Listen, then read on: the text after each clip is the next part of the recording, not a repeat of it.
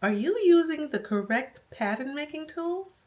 There are a lot of gadgets, gizmos, and tools out there that can be very helpful with helping you to create your patterns and sew your garments. And some of them you've probably never even seen or heard of. But don't worry, I've got you covered, because in this video, I'm going to show you 5 tools that I have used, and I'm going to let you know what I think about each one of them.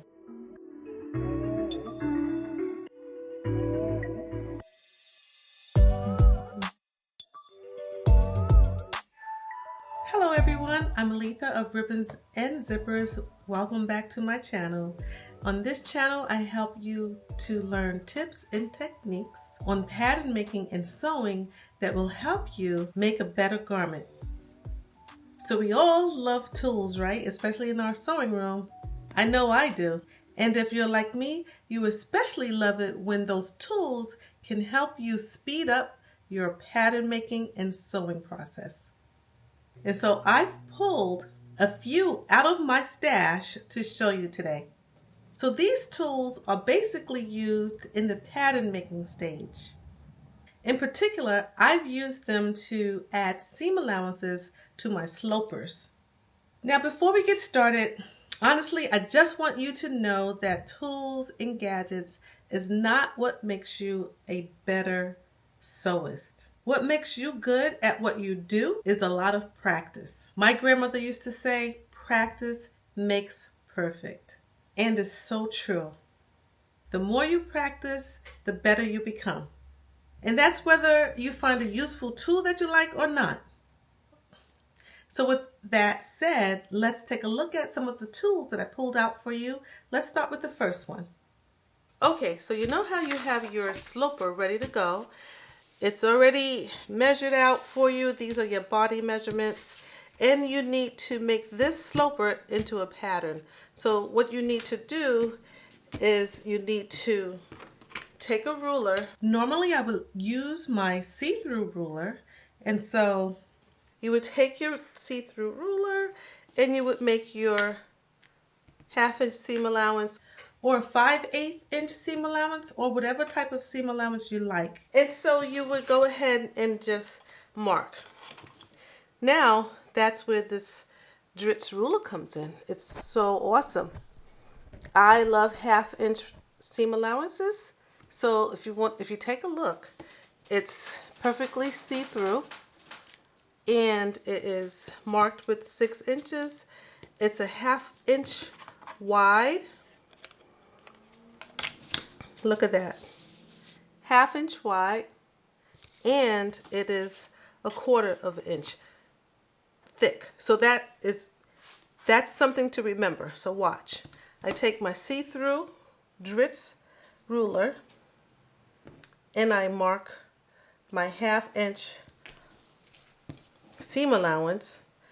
I can see my guideline, which this would be my sewing line, and now this would be my 1/2 inch seam allowance, my cutting line. Let me just make it a little bit darker for you guys so you can see. Now one thing I wanted to point out is that one of the reasons why this comes in handy versus my see-through ruler, which I love my see-through ruler, is that when you need to pivot, guess what? This is 18 inches. So 18 inches of ruler sometimes get in the way. If you have pins or if you have your weights, you have to stop and move your weights around. But this 6 inches is so small, it doesn't get in the way. As you can see, you can go all the way around. Now, when you're ready to go ahead and mark your 1/4 inch, because we know we have a 1/4 inch around our neck, we just flip it to the side and we use our 1/4 inch marking. How easy is that? I made the lines a little bit too big, but you get the idea. So you have your 1/4 inch marking. You have your 1/2 inch marking. Easy peasy to do with this Dritz ruler. This is a really nice tool to have in your arsenal, or I call it my stash, but it's a really nice tool to have. It comes in handy when you just don't want to use your see-through ruler, if you have something small to put seam allowances on. So that's this Dritz ruler. It's a really awesome product. This one is actually a keeper for me. But now next up are these awesome discs. Let me show you how they work. These are my discs for tracing around my sloper, and these will give me a nice guide, a nice line. However, they are in millimeters. So I have 10 millimeters, I have 7 millimeters, I have 5 millimeters, and I have a 3 millimeter disc. Now these discs, they're really cool if you are using millimeters for your pattern making. And some people do. I use millimeters sometimes I use inches. So, but if you're not proficient in using millimeters, then these might be a little bit too advanced for you. But let me show you. It's very simple to use. The 10 millimeter is the closest one to a 1/2 inch. You will actually need 12 millimeters to make a 1/2 inch mark. But I'm going to show you anyway. So you would take your disc, you would take a marker, or you would take a pen, something with a nice long point, so you can make your pencil point as long as you want so that you can get through the hole. There's a little hole there. So you would take the disc and you would put the edge of your sloper inside these little grooves. So if you can see them, let me go a little closer. There are some little grooves there. So you want to make sure that your sloper gets into those grooves. Okay, so you take your little disc, you take your pen, your marker or your pencil, and you just roll it across, roll it just like that. Okay, if you wanted to keep going, which I don't suggest, because as you can see, you get a curved line, and we don't want that in sewing. You would want to stop, and you would want to continue your line, and then you would want to pick it up again. All right, so there are a few downsides to this little disc. For one, you have to use a pencil that's long enough to get through the hole. Another downside is that if you are using a sloper that's made out of a lighter type of paper, so this is the lighter tissue paper, this is card stock, so the edge of the disc will not, it works perfectly with card stock. However, with a light tissue, you're going to get a wobbly line. Let me show you. You're going to get a wobbly line. That's the problem. Because the tissue, unless you put a lot of pins, and still the tissue is not strong enough to hold up. I just don't like it for tissue. So stay away from tissue. If you're going to use cardstock, it's really, really awesome, especially if you're really good at using millimeters for your pattern making. So these are very cute and awesome. So the next one that I'm going to show you is also for pattern making, and it's this really cool little gadget. Let me show you. Really cool looking, right? Have you ever seen this before? All right, so I'm going to show you what this does. All right. So now this little tool is by Clover, It's a really awesome tool. It has these increments from 1/4 of an inch, 3/8 of an inch, 1/2 of an inch, 5/8 of an inch, 3/4 of an inch, and to 1 inch. It's really, really nice. I love it. So that allows you to cut your pattern out in those increments, and you'll have your seam allowance already done. So it takes away from that double step of having to trace your pattern and then add the seam allowance with a pencil or a marker and then cutting it. It does it all in one. Okay, so let me show you. Now the only thing with this tool is that you need another tool. All right, you need a knife, like an X-Acto knife. Okay, we all know what an X-Acto knife is. So you would need a tool to pair with this tool. All right, so it has this little lever and you just need to pinch it, and when you do, it opens up a little hole right here on the bottom of the ruler. All right, so what that little hole is for, it's used to grasp the X-Acto knife. So you would take the X-Acto knife, open up the lever, put your knife into the hole. Okay, so you would take your X-Acto knife and your tool, and you would follow the guideline on your sloper with the guideline on your ruler, the ruler that's attached to the tool.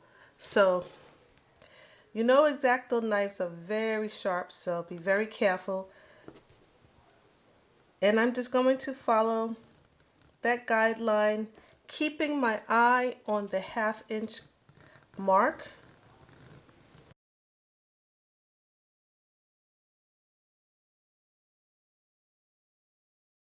And there you have it, a 1/2 inch seam allowance. Now what I would do is I would take this and I would go all the way around. I'm going to tell you, I really like this tool. However, you have to maneuver your pattern so that you can go all the way around your pattern with your tool. I suggest cutting your pattern paper and then making some room for yourself to work. You can maneuver your pattern and you can continue your cuts, okay? And you would have to just keep maneuvering your pattern. Okay, you see how you would have to keep doing that if you were using a tool like this. It's a great tool, but could become a little cumbersome. All right, so it's just a matter of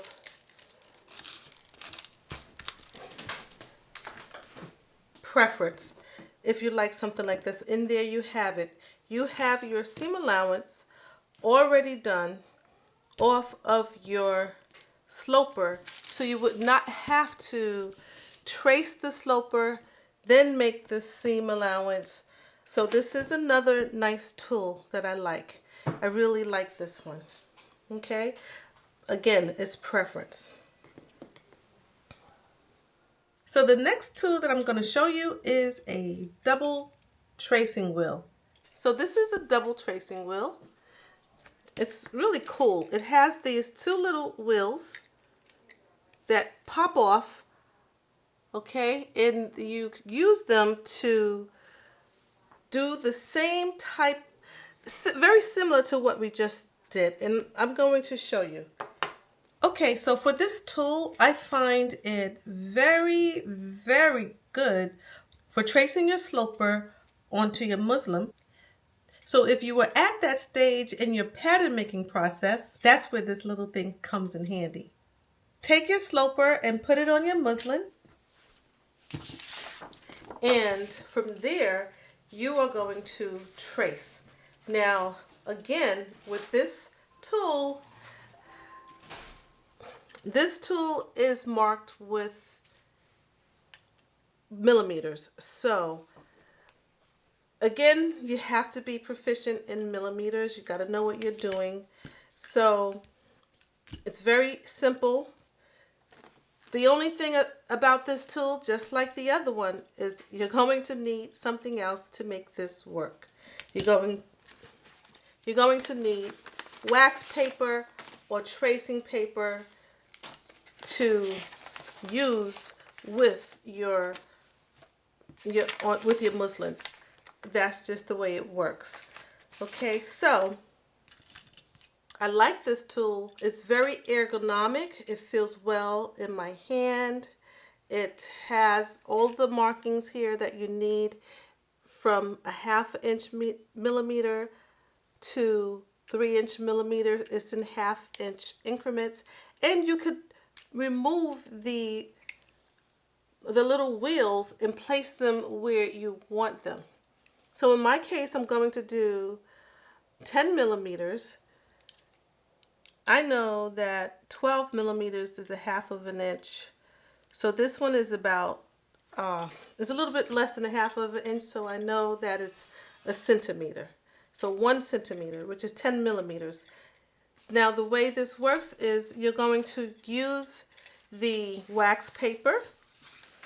You're going to use the tool, and you're going to follow the line, which is your sewing line on your sloper, in order to create the cutting line for your pattern. So let me just show you. You use quite a bit of pressure. I noticed that I have to use quite a bit of pressure. Even going back and forth like this helps. Here you have it. So as you can see, you get a nice line on both sides, and that would be your cutting line. So you would have your cutting line that goes all the way around on your muslin, which in this case it's a centimeter. So you have to be very, very careful. So that would be my line. I need to go all the way around and trace with this little tool all the way around my sloper, and then I would get a cutting line of 1 centimeter on the outside of my sloper. So for this one, I don't use it a lot. I have tracing wheels all over the place. This one is a parallel tracing wheel by Clover, another product by Clover. But I don't use this one a lot because for me, I don't like to use too much wax paper because it gets all over the place. I work with a lot of fine fabrics and it gets all over the place. But if you're using like cottons or things that you think you can get away with just brushing the wax off of your fabric and it's not going to bother you, so a tool like this really might come in handy. All right, because it just allows you to do a nice even trace, very even, and you're going to get your outline. Okay, so that's the Clover parallel tracing wheel. It's a great tool. Now you decide whether this one would be really good in your sewing box. Okay everyone, if this has been helpful for you so far, go ahead and hit the like and subscribe, because I am going to bring out some more tools from my stash and show you them in upcoming videos. And I think that you're going to want to see those. So let's look at tool number 5. This one is an interesting one. Okay guys, again, this is another tool where you'll have to use metric. It's in millimeters, so you will have to be very proficient in knowing how to measure out your patterns and your fabric. It comes in a lot of little different pieces. has a lot of moving pieces along with a little cap that allows you to keep the powder in. It snaps right on, but it has several little pieces, but I'm going to talk about how this works. All right, so I have some fabric here. It is a stretch fabric. Okay, this is my sloper, and this is a tracing wheel. It is very similar to this tracing wheel. All right, so I'm going to get a little bit closer.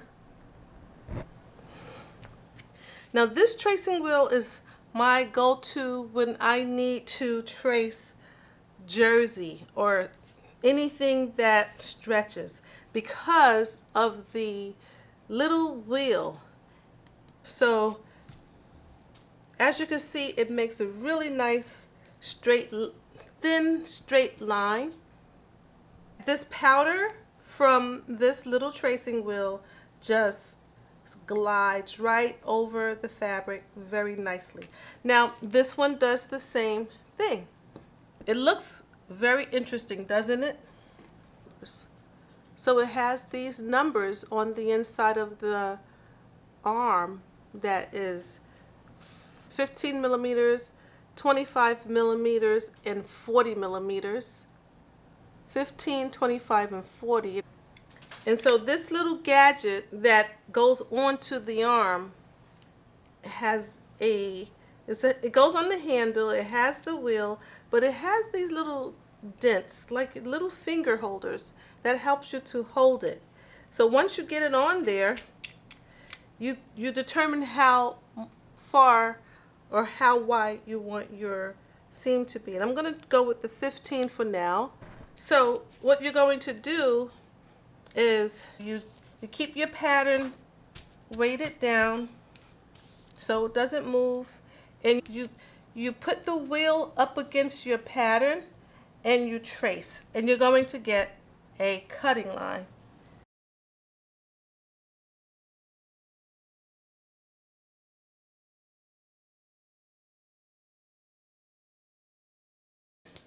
You use this little wheel to follow the guideline and trace the outline of your sloper.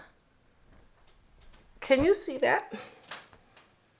All right, so pretty much that's it. The chalk comes out and it gives you your 15 millimeters of a line, and that's it. Okay, so I am not a fan of using cumbersome tools. One thing I do like about this little gadget is that once I remove all the little parts, because it does come apart, you can remove everything, you see.